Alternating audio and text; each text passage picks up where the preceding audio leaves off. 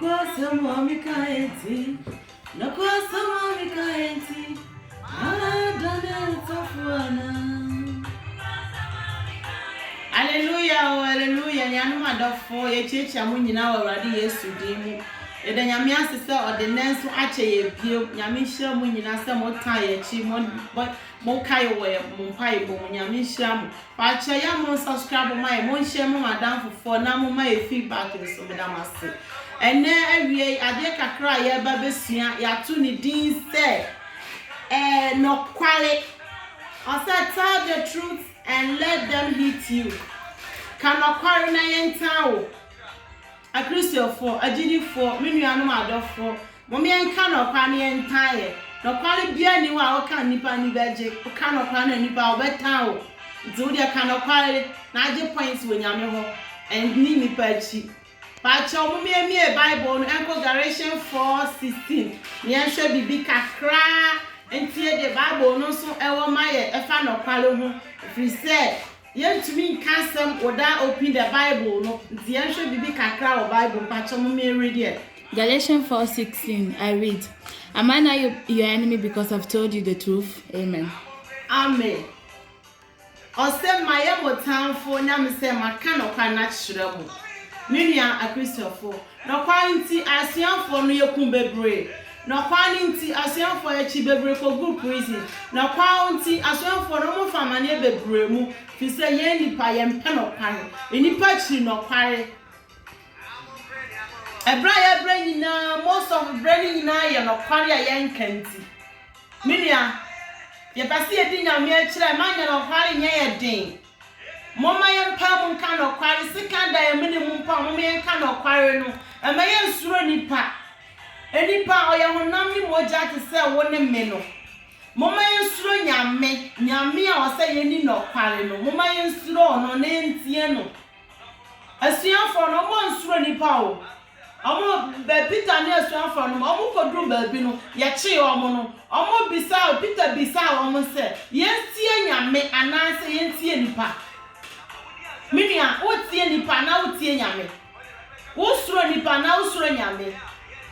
Ensuro nipa otimi nya ohwe obeye ehonam no yakayaka de ba otimi nkun so no suro de otimi kun so no why ensuro nipa enipa de obeka bebra fa ho enhwe ono suro nyame o show Africans African yokromu anase brechire ha apanim ni akra beko baabi akra be shofo mo be pra enye easy ebi obafo suro obahwe fom obafu dua so obahwe fom so be kan okware akire parents no mo ni akwa no so no osuro se ebetia no ebi a wanhwe akora ni yie nti na wa parent no aka na no atu now awa akora ni ashakora na affect na akora no ebi akora no betia abaye disa cripples ana akora no betia ewu because of no kware a wan kanti minua amaye nsuro no kware kan abusua bi wo ye suro no kwale ka wo sori na akoka no kwale a ye se wo hu ade wo ye mpaninsam wo ye baifo ade anipa no menua ye nka no kwa na omo ntiaye omo haye omo nkumu ye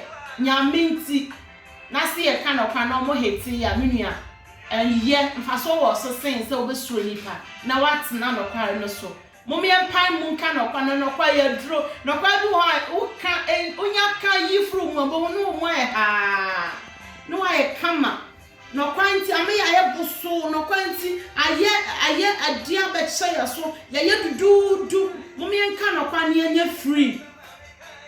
Say the truth and the truth will set you free.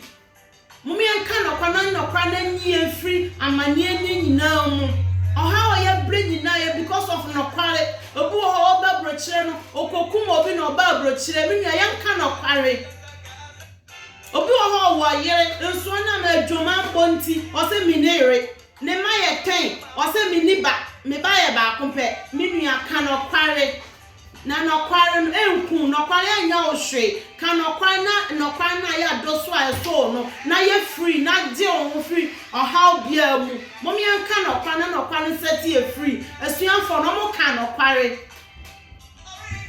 minua ensuro nipa o ensuro nipa enhwe nipa wodi nipa chira wonka no kwale da na pai mu ka no kwale na ye free di nyame akiri nyame na tumi ku ono na tumi mankwa suro nyame ensuro nipa adwuma wo mu no kwali nti yayi wadi mienyu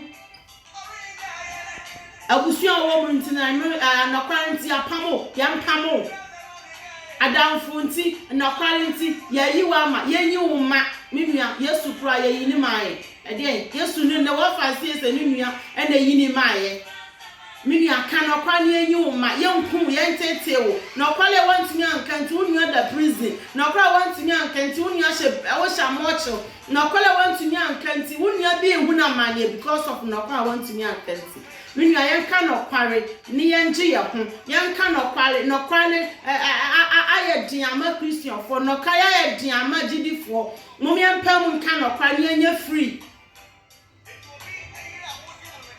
obiyira oje no na yema anwom to na eka onyame ose obiyira oje na yema ntro nti akoje obiyire minua mum yenka no kware why no kware na ya dro no kware na ye shiranso mumienka no kwani enyi adosua enfiri ya so ha bebrebe egu ya so yentumi nkwa ya nim no yenyi free won yenyi free adru na waka je ehye mpansi a wa unu se moa wo no yitogu na ye free manokwali ndadi mnokwali na ne enam ne enkwamra nokwali nya hanye ne yanim ne yachi yen free so ni mu esum ne ma emmoa ye yanka nokwana nokwa ya dro minua mama nokwali anya part of our life nokwali emmoa ye we oka nokwali we free da bia wonama we happy nokwali nipa bia we happy onama nani age fi say hwe bia ni mu yi nokwali ni free mu obi wo ha nokwali nti onka nokwali asam ni hye ni mu nti okasa osuro ofiri say okasa ebia no akoka nokwana na akofo akoka asam no nti na osuro minua ka nokwana e free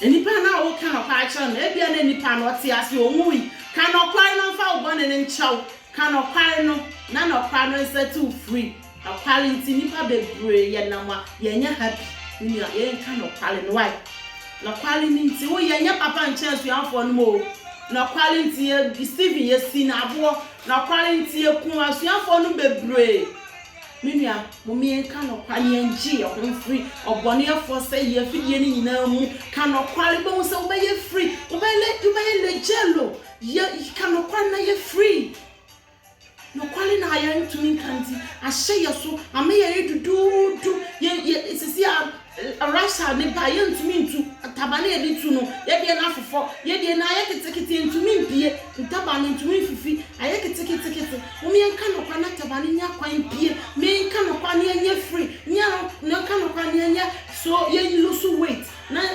rasha no ba ye tumi atubi ye tumi fry dudu ye ntumi fry bi minua yanka no kware ye pese ye dinya ne nyame akira mana kware kan ye ye den ye bisa wasa ye kokwai kan say no kokko aye tuntu aye kuntum sa wo ma me obabu wa anya ntoro na obetwa na omo obabu yanka no kware yanka no kwankra nchire ye ho ye kunu mo ne ye ma ne ye yere no mo yanka no kware nchire omo pan no ame nchire nkwara no sene ye me nchire nkwara no sanya eya yentu nkwala no muso mu nyina mu ntumi nka no kwale no mama yencha nkwala no sane be ya no kwale no ne kanya din man nkwala no enye be din man nkwala no no kwale kan mo yanka no kwanchi ya ho yennu no kwale ma ye ho yennam no kwale mu nyame oye no kwale is the truth way mi yanka no kwanchi ya ho na ntona doso mi yanka no kwanchi ya ho yenye free set yenye on free video so bia mo abonefo afi atuamai or how be da ya so mo me kan okwa ne yenye on free mu me popa mi ni atrai hwe ma trai bia hwe trai best set if you be free kan okwa na je o mo fitu mi bia lase na mi hira mo nyina me dia ma me ha no hale ni ana wi aka Yesu kwa de Galatians 4:16 o se ha no hale no hala mi yang galati no hala ni ati mo ayo pofre mi di ma mi ebuke ye mi ha no hala ni kan no hala na di e wo fitu mi bia lasanu kan no hala fi o ha bia lanu ka kura just no kan no ha be so mude bie onyi nsore bie o le penisam ajeni da bio no hala ni o le kan be die ye Dia mabamia hana hale vle ya wonya woko. Kana hale kromu kana hale kleye na nga shiwo. Onga yoshe na hale ni atinye mo hu, na hale ni atinye mo le prison, na hale ni atinye mo ve prison. Dia mabamia hana hale vle ya woko. Mama na hale yesimaye. Nyamlo na hale ole adana ni ole krani ole bebe biala. Sieli nyamlenzi ya hana hale vle ya woko. Na hale mi engalati. Yesimaye blabole yesimaye. Bamia hana hale ye free. Adwa from mama be hana hale na hale ni ati be hundon. Be Stephen Bola because of na hale mo haleti. Be hundon. Peter come be sheba. Peter say ye dia sona and ye dia nyamlo. Suro nyamlo yo ma suro sona. Sona mo jaka dola. Suro ndo nyoshe suro mo kumuna okunsunsunne. Ma suro mo kumuna nala. Dabase. And then we kakra me de ma ya nyina se yentie nyamfa nya adwuma no am yen suro de okun na no yen suro de okun sunsun no no sa ma sunsun no kwan mo yen suro no ono ne Jesus Christ of Nazareth no madam ase am chomidia ne sister Daniel na mi hira mu nyina makra bye.